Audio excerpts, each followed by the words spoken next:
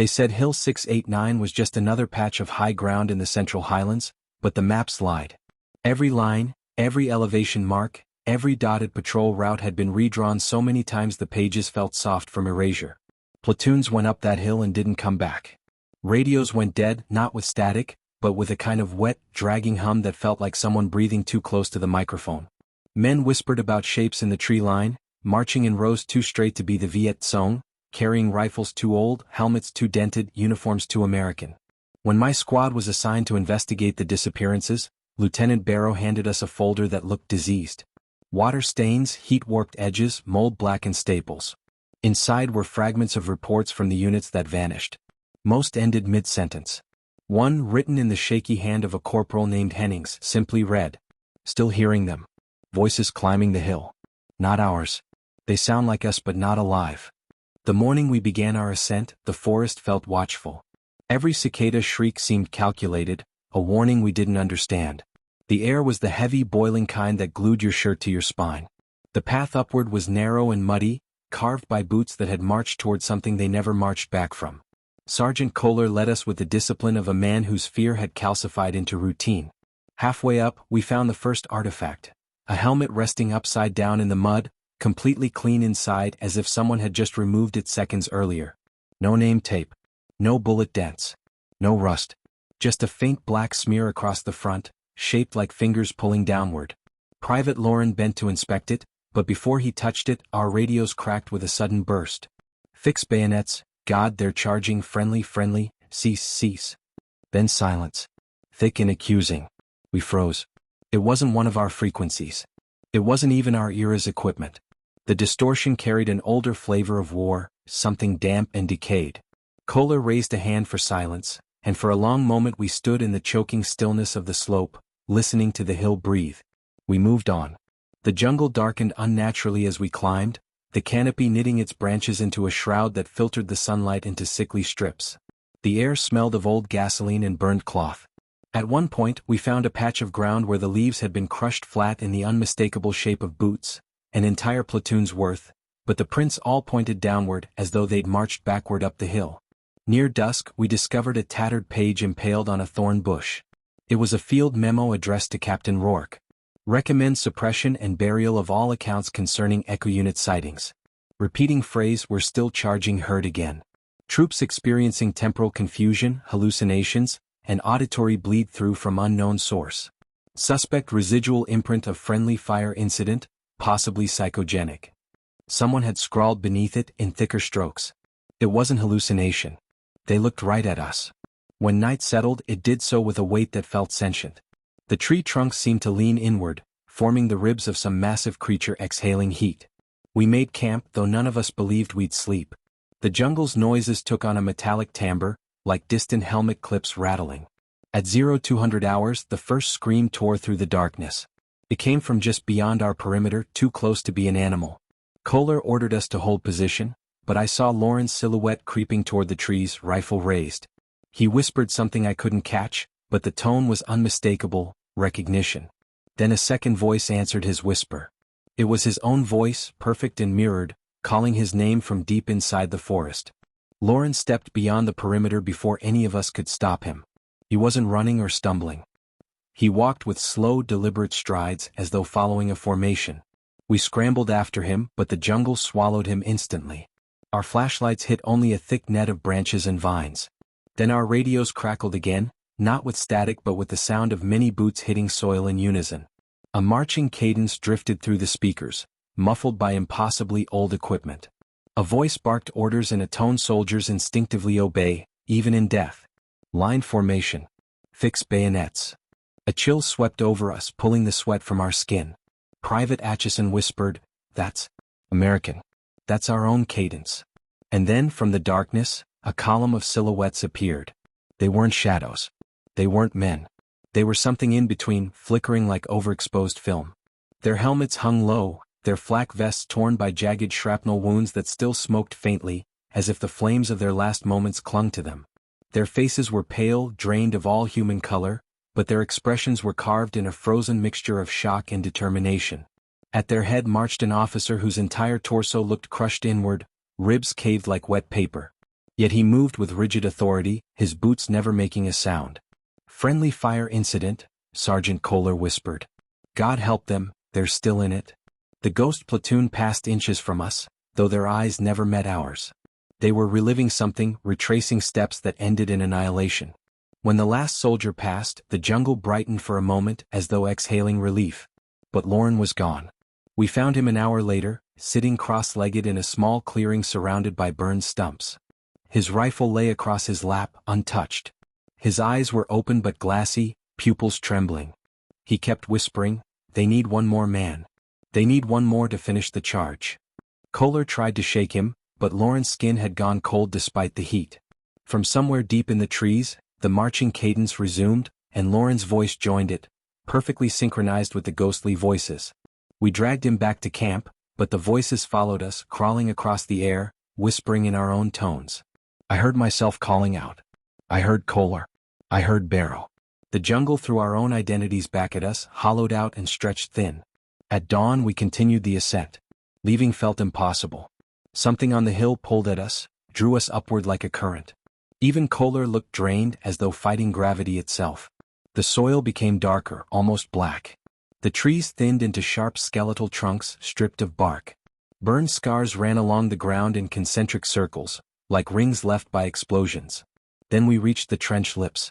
They appeared suddenly, shallow earthen trenches carved in angles that made no military sense. Inside them lay remnants of American gear fused with soil, canteens melted into roots, dog tags embedded in stone, rifles welded to tree trunks by impossible heat. Pinned under a fallen tree, we found the half-rotted remains of a soldier's diary. Most pages were fused together, but the last legible entry read, "If Hill 689 wants you, it calls you in your own voice. It summons you by the memory of yourself. Don't answer." They did. And they never stopped charging. Lauren began humming the cadence again, louder this time. When we reached a ridge overlooking the final slope of the hill, we saw them. Dozens of them. Hundreds maybe. The ghost platoon arranged in perfect lines, waiting in total silence. Waiting for us. The formation stretched across the clearing like a graveyard frozen mid-march. Every figure faced uphill toward a patch of scorched earth where the trees had been blasted flat. The air smelled of cordite, diesel, and the faintest trace of burned flesh. Even the breeze felt unnatural, carrying whispers that weren't shaped by human lungs. Kohler knelt beside a splintered ammunition crate fused into the dirt. He brushed away the soot with his sleeve, revealing a blurred stencil. U.S. Infantry 3/57. Friendly fire report. Classified. Inside the crate we found charred scraps of correspondence. One page survived just enough to be readable. Final charge misread on radar as enemy unit advancing. Authorization to fire granted. Artillery opened. 0 survivors. Recommend immediate suppression of incident to preserve morale. Remaining imprint on terrain suggests. The rest was gone, eaten by fire. Behind us, Lawrence stood at attention, eyes fixed on the ghost formation. His mouth moved in silent repetition, as though reciting a roll call only he could hear. When the ghost officer raised his arm, Lauren raised his too. And then the entire phantom platoon surged forward. Their boots hit the ground with sound now, dull thuds real enough to shake the leaves. Their rifles glinted with spectral light. The formation ran straight through us, their bodies passing through ours with a cold that seemed to peel layers off our memories. I felt my childhood slip. I felt the first day of basic blur into nothing. Something inside me bending toward their charge. Atchison screamed and fired wildly. The bullets went through them, whistling into the trees. But each shot seemed to attract them, like echoes bouncing back stronger. The ghost soldiers turned. Not all of them, just a handful. Their heads snapped toward Atchison in unison, as though remembering him from a life he never lived. They broke formation and ran straight for him. He tried to run, but they caught him with impossible speed. Their hands pierced his chest like smoke with weight. They dragged him backward, melding him into their ranks. His scream faded into a choked chant. Forward, forward, forward. Kohler grabbed my shoulder. We have to move. Now. We ran uphill, away from the ghostly charge, but the jungle warped around us. Trees shifted position. Roots twisted into obstacles that hadn't been there seconds earlier. It felt like running through the memory of a battlefield, not a real one. We reached the summit plateau just as the world changed. The hilltop wasn't just scorched, it was glassed. The earth had melted into a warped reflective sheet, bubbled and cratered. Embedded inside the glass were boots, rifles, entire helmets, and the frozen shapes of hands reaching upward from beneath. Faces too, shining, warped, stretched in molten agony. At the center stood a rusted artillery shell, split cleanly down the middle. Kohler whispered, This is where they died. But death wasn't the end for them. A low thunder rolled across the hill, though the sky was clear. The air vibrated with the rhythm of a repeated impact, artillery fire reliving itself. The ground beneath us quivered in a pattern, not random but like an old wound trying to reopen. The voices rose from the glass. Not whispers, full-throated, panicked shouts, the final seconds of a platoon caught by their own side. Identify. Identify. We're Americans. Cease fire. God, they're hitting us. The hill illuminated in a pale blue glow, and the first spectral explosions blossomed around us. They didn't tear flesh, they tore memory. Each blast scattered thoughts, dissolved identity, hollowed emotion. Kohler grabbed his helmet with both hands, shouting through clenched teeth, Keep your name. Don't let it take your name. But the blasts kept coming. By the time the spectral artillery stopped, the sun had shifted, though none of us remembered the passage of time. My mind felt scraped raw. Kohler knelt with his head bowed, whispering his own name over and over. Lauren wandered toward the center of the glassed crater, stepping lightly as if tracing a familiar path. The ghost platoon reassembled around him, emerging from the edges of the hill like vapor rising from wet soil. Their bodies flickered in half-formed loops of death. One moment burned, the next whole, then torn again. Kohler tried to pull him back, but the hill fought us. The ground buckled, cracked, and bled light from the fissures. In the radiance, shapes writhed, faces of soldiers crushed under friendly fire, tortured in a moment that refused to pass. A buried radio near the crater crackled to life, spitting out a transmission older than any of our equipment. Hill 689 requesting ceasefire. Coordinates friendly. Repeat, friendly. Stop firing. Stop. Then only static. From the fissures, hands reached out, skeletal at first, then fleshed, then spectral, as if time couldn't decide what stage of death it wanted to preserve.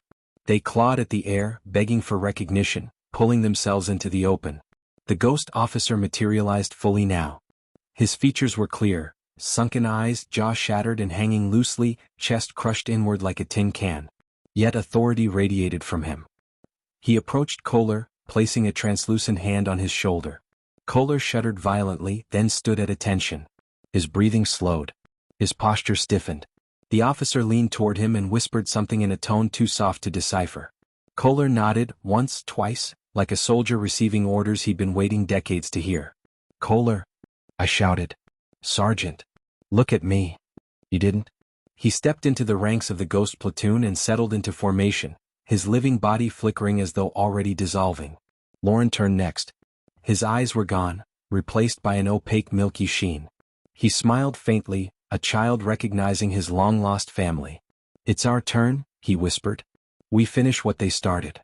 No, I said, grabbing him. None of this is ours. But the hill disagreed. A sudden blast, spectral but heavy, knocked me backward. My vision blurred. The world spun sideways. For a moment I saw the battlefield as it once was, bodies flung across the ground, trees burning like torches, men screaming through smoke so thick it was like drowning in fire. Then it changed again. The ghost platoon charged once more, running up the hill with Lauren and Kohler among them. Their formation curved in an unnatural arc, looping endlessly, repeating the same suicidal advance into an artillery strike no one could stop. Every loop pulled more of them apart. Flesh tore, uniforms shredded, helmets flew. But then they reformed, rewound, and began again. The hill was their purgatory, and it wanted to add the living to its ranks. I crawled toward a jagged piece of glass embedded with dog tags. Most were unreadable, melted into flat silver bars. But one tag retained half a name. Bar. My breath caught. Lieutenant Barrow had briefed us, but he'd never mentioned being deployed here.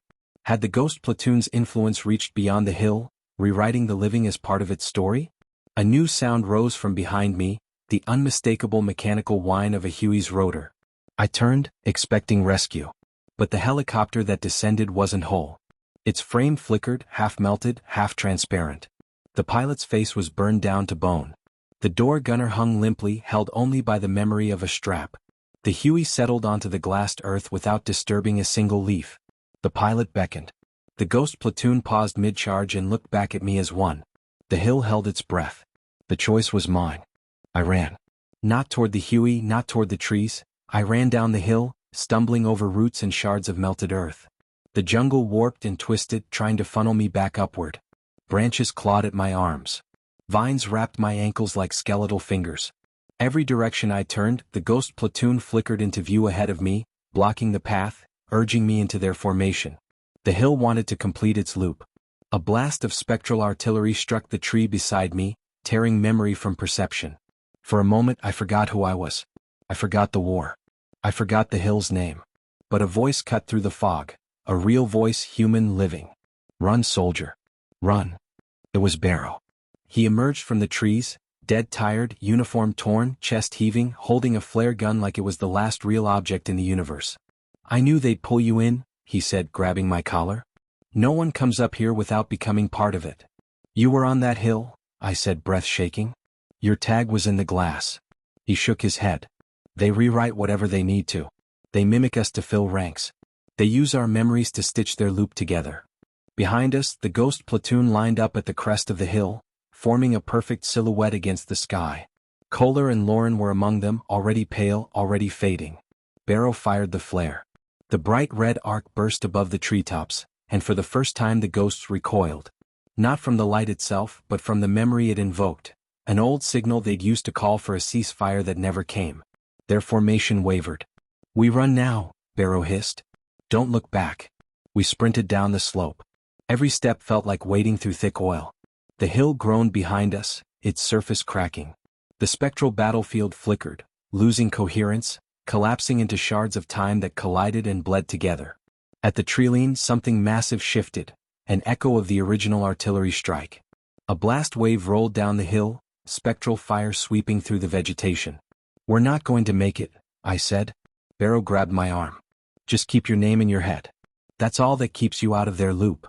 The blast engulfed us. Light erased everything. When I woke, I was on flat ground far from the hill. My ears rang with a hollow emptiness. Barrow was gone. The jungle was silent, too silent for Vietnam. And the hill looked smaller. As if it had consumed enough for the day. They found me 2 days later, dehydrated, delirious, clutching a melted dog tag. I told command everything, but they sealed the report immediately.